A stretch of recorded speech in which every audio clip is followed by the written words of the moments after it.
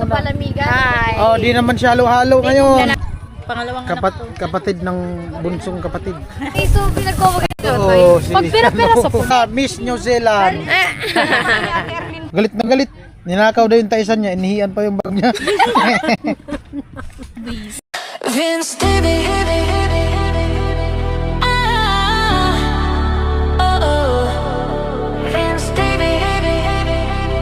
let's roll. Yeah. Yo, what's up guys? Good morning. Magandang hapon. Magandang tanghali sa ating lahat. Bali, for today's vlog. Yan. Kanina nag-upload ako nung kila Ate Jenny. Yung wifi sa kanila. At ayan, punta tayo ngayon sa New Zealand. Papasundo sila ni Badit. Isa lang daw kasi yung gamit nilang motor gawa nung wala si Puto. Yan, gawa tayo ng extra vlog today. Mangburaot tayo rin sa halo-haloan ni Badit. Halo-haloan ni Aling Badit. Yan. Thank you watching guys. Balik New Zealand tayo. Teka lang kung maraming tao.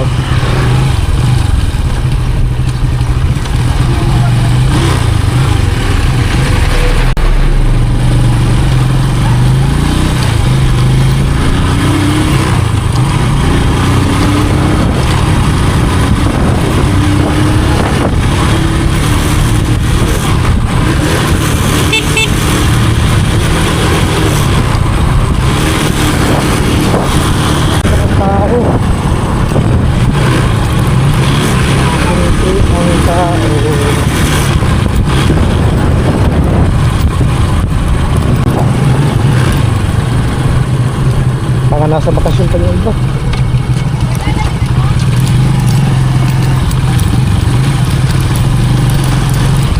Wala nga naglalaro ng ano. Marami talaga daw dito pag weekend, Sabado at Linggo. Maraming tao. May EDG. Ay, bata hindi na makapasok ang motor.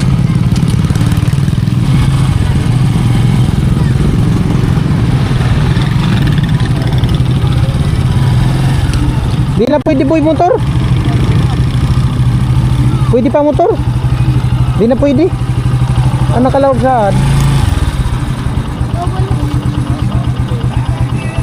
Diri mo na pwede ilaog ang motor. Bawal na daw ang motor pasok. Dito tayo mag-parking. Bawal na ang motor. Yari. Bawal na daw ang motor guys. Balakad tayo. Bawal na daw pasok ang motor. May ano na kasi, may EDB na. May rides. Alright. Ganun talaga. Hindi natin pwedeng suwayin. Bawal na ang motor. Hi Hello, everyone! Grabe naman to yung paghihirap. Masyado mo nire-reveal yung paghihirap ko, Kung paghihirap, nag-aasinso na nga ni. Man! Kada ko na negosyo. Makita ko ng ex ko. Mayos ka. Ex talaga? Oo. Ano all? Makita yung Ano titi? Sasawa na eh. Sabi niya naghihirap na ako. Ah, Totoo naman. Ilocos empanada. di man. Totoo. Tanag sa Ilocos. Ako nang iso pinagkawagin ko. Oo, Pag pera-pera sa po, magkano? Tara. Ilaw. Anong balita? Bumili nga ako nito. Dami oh. Lalagyan ko ng yellow ba? Ha? Hindi mo pala nung ano po. Maghay ka muna line no. Sa Ate Joanne, tinulong sa palamigan. Hi. Oh, di naman siya halo-halo ngayon. Na naman niya. Dito naman sa Lawa. Kaya talagpalamig ako. Darawa ko sa Bus, Jim. Oh, ano na muna siya? Miss New Zealand. Erlin Templan, so halo. Tingnan natin kung mabigla si Badit.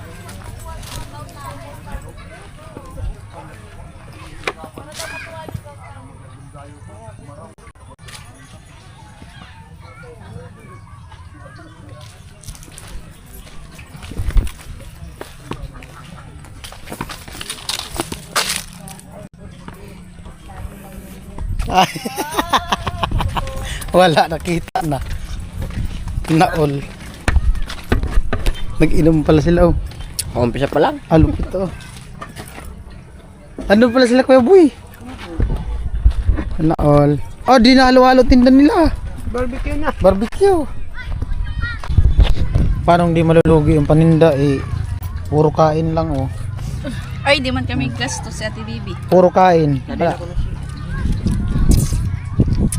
Bagay di man nalugi yung ano, di man bawat uwi talaga ni Badit ubos talaga lahat yung ano niya.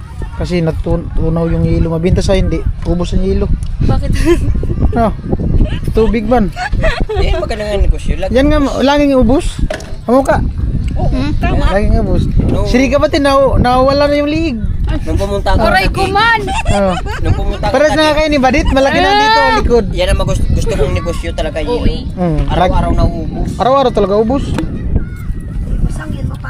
Yung ang taga ano galing Maynila, taga probinsya. Umuwi sa kanila. Makinig ka. Bumili ng ano ng hilo. Kasi kala niya taisan. Di ba may nagkakayod ganyan mano-mano.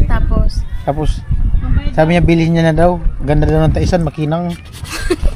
Taisan ng itak tapos kutsilyo. Nilagay sa bag tapos nung nandun na siya sa terminal, iniwan niya doon sa upuan yung ano, bag niya. Yung nandun yung hilo sa loob. Pagbalik niya, basa na yung ano niya, bag niya. Galit na galit. Ninakaw daw yung taisan niya, inihian pa yung bag niya. Yung pala, natunaw yung hilo sa bag. Ninakaw daw yung taisan, inihian pa yung bag. Kunti yung tao ngayon. Ha? Kunti nga.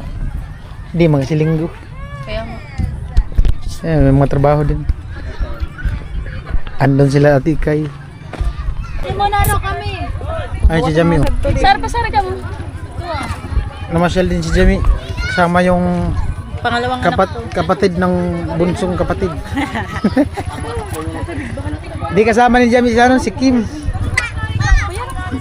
Ay, nakapunta na yun din si Kim? Okay, man.